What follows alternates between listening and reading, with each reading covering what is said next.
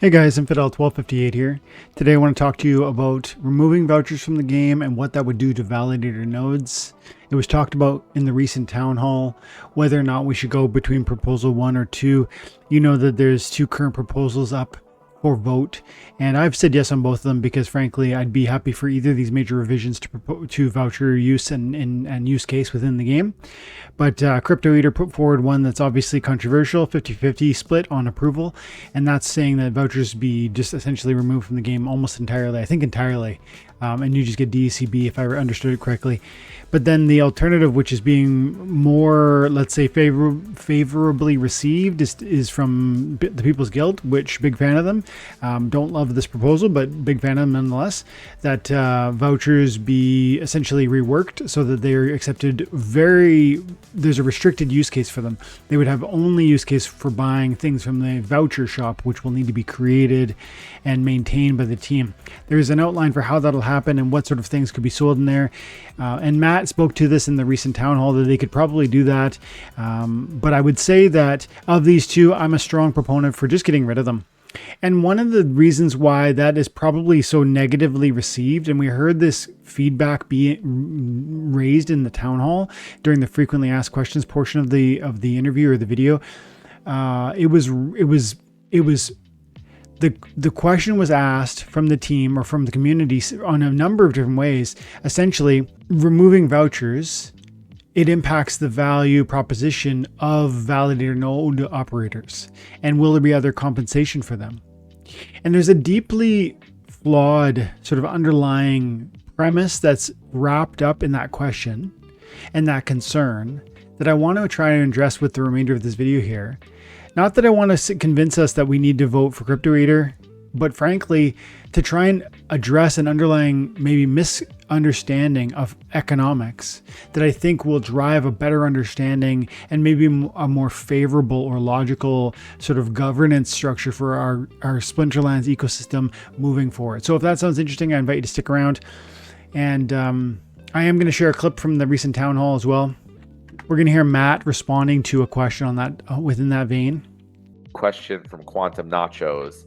How does SPS staking and validator rewards adjust to lack of vouchers to fill the rewards if vouchers get removed? So the question, first of all, from Quantum Nachos, will there be extra compensation to validator node operators if we remove vouchers altogether? Do they get more SPS? Do they get some other token? What other compensation are they going to get? Because they were promised A plus B, and if we're removing B from the equation, they should get something else, right? And Matt's going to say no. And he's going to say no for a very important reason I think we need to understand before we go further into this conversation. This is only a 1 minute more clip. Let's hear it. Let's hear what Matt has to say. Nothing adjusts. That just would not be part of the rewards. So you would only receive SPS tokens for staking SPS tokens and for validator rewards. Ultimately, I know a lot of people feel like, hey, they're taking away our rewards. But ultimately, as far as like value, there's a certain amount of value in the system, and that amount of value doesn't change if you add or remove different tokens. So, over time, the goal of removing vouchers would be so that value just, transitions over to the DEC and SPS tokens in general, so that over time, the value of the staking and validator rewards would effectively remain the same and hopefully even increase over the long run. Although it may go down in the short run, but the goal is not to increase rewards in the short run for people who, want to sell them off on the market. The goal is to, increase the value of the ecosystem over the long term. So, that's my response to that. They would just be removed and no longer part of the rewards, not necessarily replaced with anything else. I don't think. So it's important to hear that within the context of the broader proposal conversation, because one of the reasons I think people are saying no to Crypto Eater is because the idea that there would be some loss to the community if we stopped receiving vouchers. And I think there's a misunderstanding about economics that's wrapped up in that presumption that I think we just heard Matt saying about, would there be a compensation to the validator node operators since we're no longer giving the vouchers? No, because the SPS that they're receiving should be more valuable, not less valuable after such a deletion. If vouchers were removed from the ecosystem, there would be fewer pieces of fewer tokens for our value to chase after. And it's really important to understand that you've heard me say so many times that price isn't the same as value, or cost isn't the same as value. And it boils down to like utility, intrinsic value, not the price point we assign to something. And it's the same as this sort of deeply complicated, it's actually not that complicated, but it's actually maybe beyond surface level understanding of value is deeply important for us as community members who are voting on proposals so that we can drive the community into better places. So it's important that we understand that more of zero is still zero. And let me give you some thoughts that I prepared on this topic, and I want to go through them like sort of one piece at a time here. If the concern is as I think expressed by Quantum Nachos, who I'm a big fan of. I remember chatting with you in Discord when we would listen to the town halls all those months ago, maybe even years ago, always with the memes. Appreciate you, brother. But the underlying sentiment there is a concern over the loss of value being paid to the validator node operators. And here's the problem with that. If the key argument there is you're taking something from me, you need to understand how value even works in the first place. Because it's not, if I said, imagine you were given 1 million worthless tokens. They're still worthless. Like 1 million is not better than 1 worthless token. 1 worthless token is just as good or bad or neutral as 1 million worthless tokens. Another way to think about it might be to say that more of zero is still zero. And I'm not saying vouchers are worth less, that they're completely without value. I wouldn't go that far. But I would go so far as to say that their redundancy with the DEC, or their value proposition, is essentially redundant with DEC. Meaning, the things and the ways that you would use vouchers is the same things in places and the ways that you would use DEC.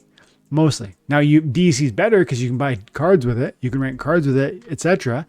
But vouchers can buy you energy, vouchers can get you discounts on packs, vouchers can, they're a token you can sell into the marketplace. They're in many ways, they affect the use or the need to use DEC, and so they are redundant in that they approach the same spending opportunity. And so if they're redundant, in fact, they're worse than DEC, but they offer some of that same utility, then they are stealing from the sort of the use case of DEC, and they're not even as good at it. And so we have to recognize that more of a worthless token is not value to the user. And then we have to understand that if something can still have some function or use, but yet that use be not helpful to the ecosystem, it can be in fact damaging because it's eroding the main use cases or within the tokenomics of Splinterlands, namely DEC.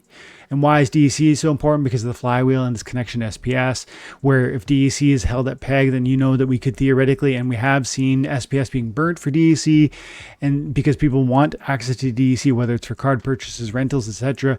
I've done that myself when we're at peg. And so it's a problem that we erode the utility of DEC for anything else. And so in some sense, I have to give props to both proposals because both proposals begin to answer that problem. The People's Guild proposal to change how vouchers are working and how they're used and how they're able to be spent would sort of answer part of that problem. In that you would no longer see sort of a replication or a redundancy between how the two can be spent, DEC and vouchers. Fine, great. That's better than our current situation.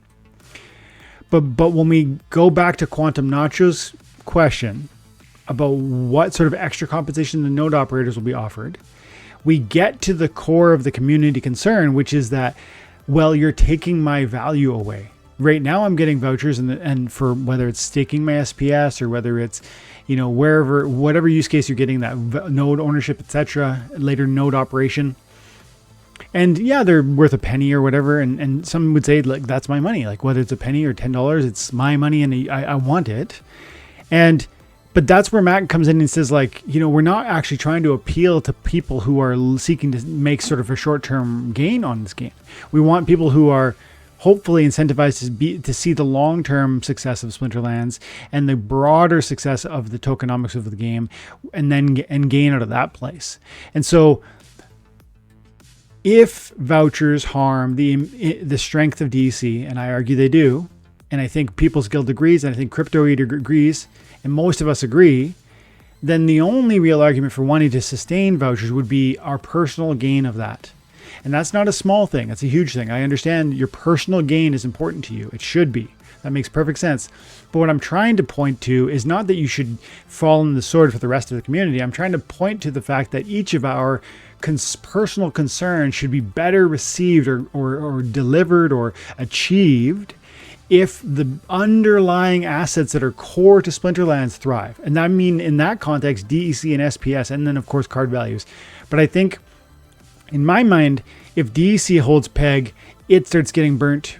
SPS starts becoming more scarce. The price of SPS goes up. That means earnings within the game go up. That means card values go up. And that is a beautiful process that will lead us to a place of success. Vouchers have no part in that, in my mind. And again, it's not that vouchers are worthless. It's just that they contribute to the token supply, and that there's only a finite, and Matt said it, and there's only a finite amount of value within our system, the Splinterlands ecosystem, in the number of real human wallets with US dollar value that are willing to pour into the Splinterlands ecosystem. There's a finite amount of value that we're willing to spend.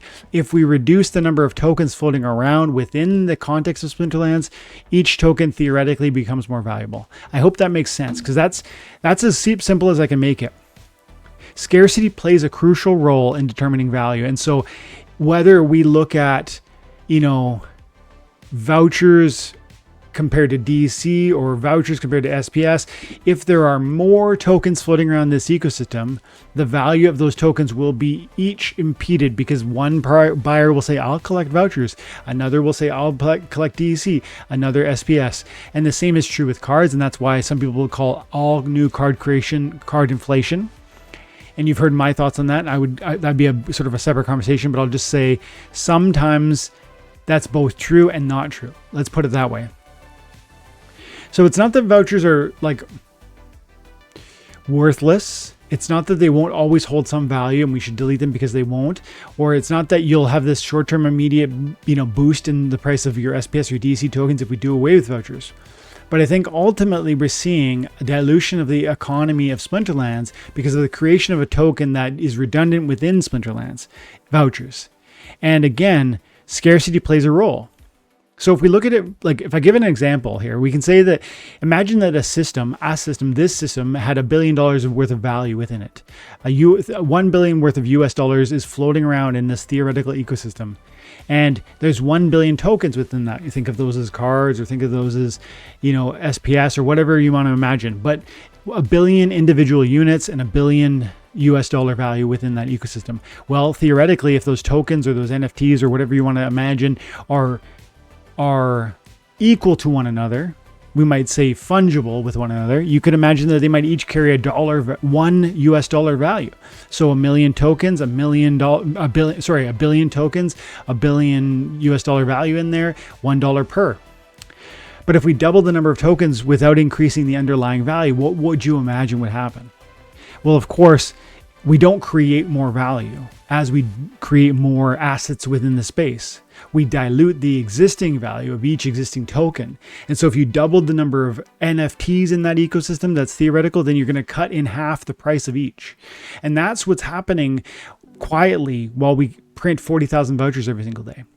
And that's why people like Crypto Eater, as well as the People's Guild, are raising these proposals to try and rethink or rework or maybe even remove this broken token that I think Matt agree. In fact, Matt does agree doesn't have a place in the game any longer. And now people have talked about trust, and the team promised this or they promised that. Splinterlands is currently in what I would imagine you would agree is like a beta form. We don't even have LAN 2.0. We don't have validator node operators, which have been promised since forever. We don't when the game was launched, there was no there was no cards that you could, there was no game, there's no battle mechanics. And so we've come a long way, but man, we have barely scratched the surface. And even over the next 2 years, in the last town hall, Matt said over the next 2025 and 2026, he hopes that he will build out the game itself.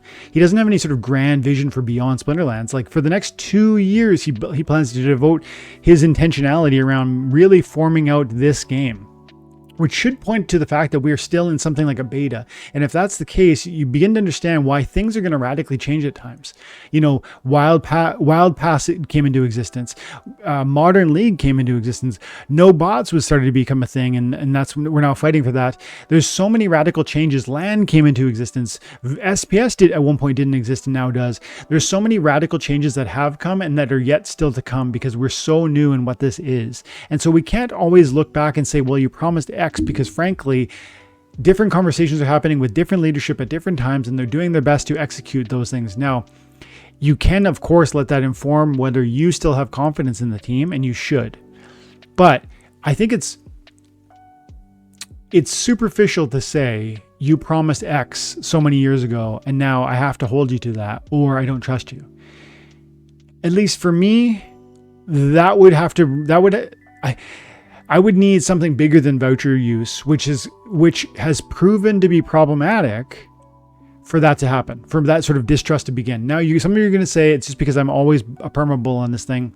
And frankly, yeah, so far I mostly have been.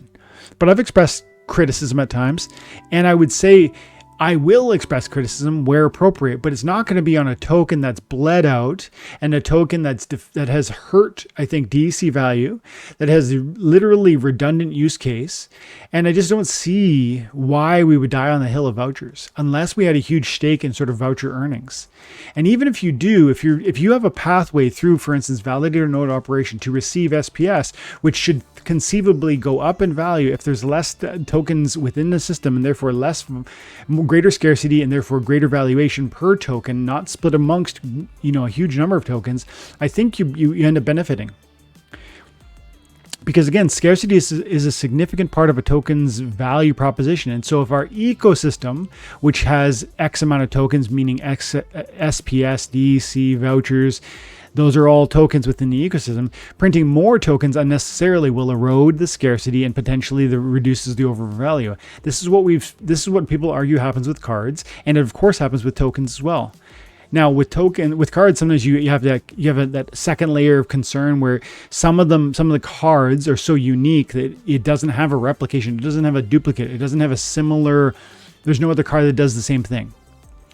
But with I'm telling you, and I think you agree, with DEC and vouchers, we see that they carry the same functionality in a lot of scenarios. They both go towards pack purchases. They both go towards energy use. Those are two main use cases. And now we're talking about making a voucher marketplace.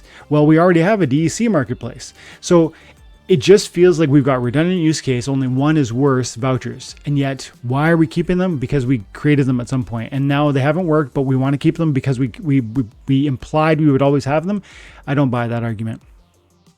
So the argument for vouchers, though, some argue that vouchers have a strong use case, and I don't really see that. When I hear this sort of talk, it often coincides with people who have a strong income within vouchers.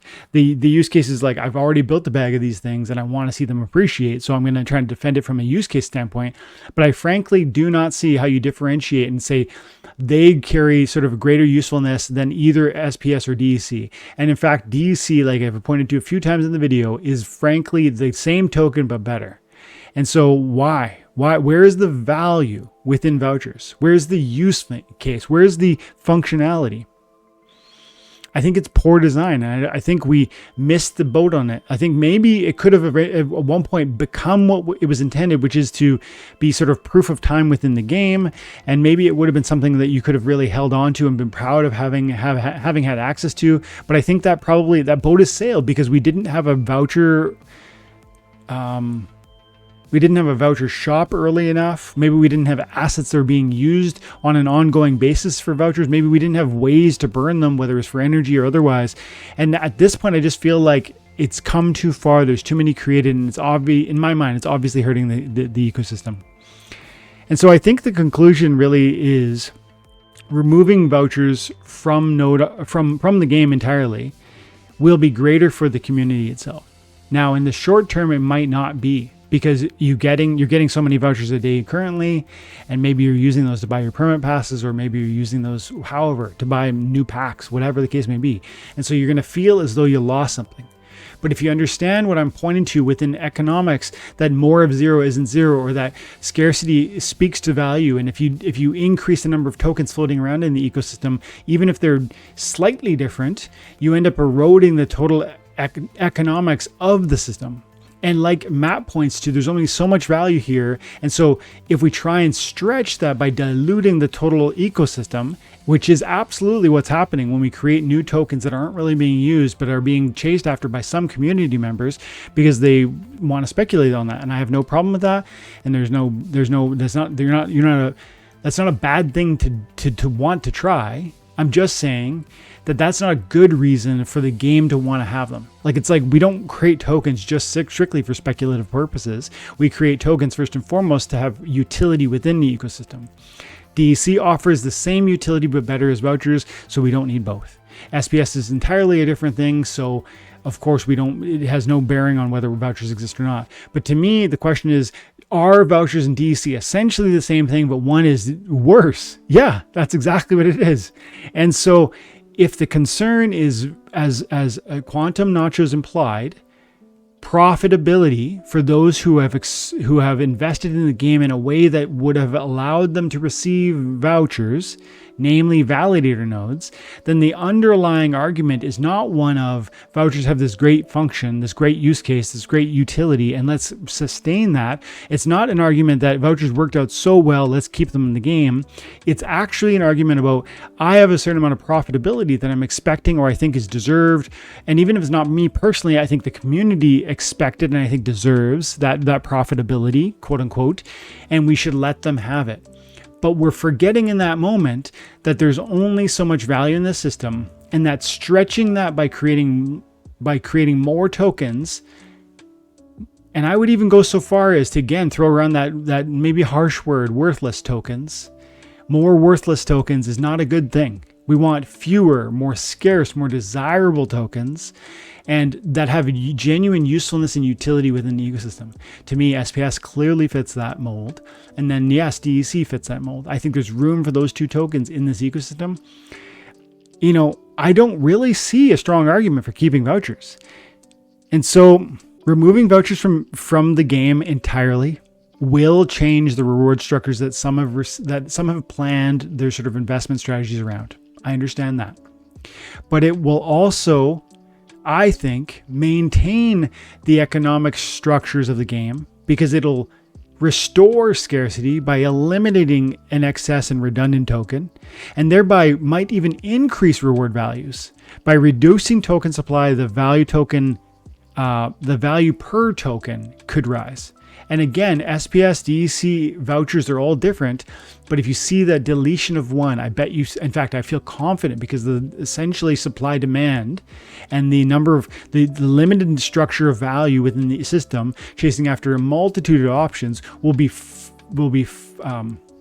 let's see, more finely directed toward the tokens that matter. Removing vouchers means if you want to speculate on tokens, you have two options, not three. And that absolutely matters, because scarcity matters. And so I don't know what your thoughts are on this issue, but do you believe our vouchers should be retained within the game, or is reducing the token supply the right move? I want to discuss it here. I definitely think some of the no to Crypto Eater is out of a place of self-preservation, but I'm not sure we fully understood the economic concerns that I think Crypto Eater is trying to point us to. Because if we did, we would understand that self-preservation and personal benefit are at the core of why we might want to delete vouchers. Even those of us who were expecting to receive vouchers should probably see a value proposition for the removal of it. Because one, the DECB return rate was quite significant. And two, removal of vouchers could drive the other token values up, which should theoretically benefit anyone in this space. those are my thoughts on it. I wonder what you guys have to say about it. Have an amazing day. God bless.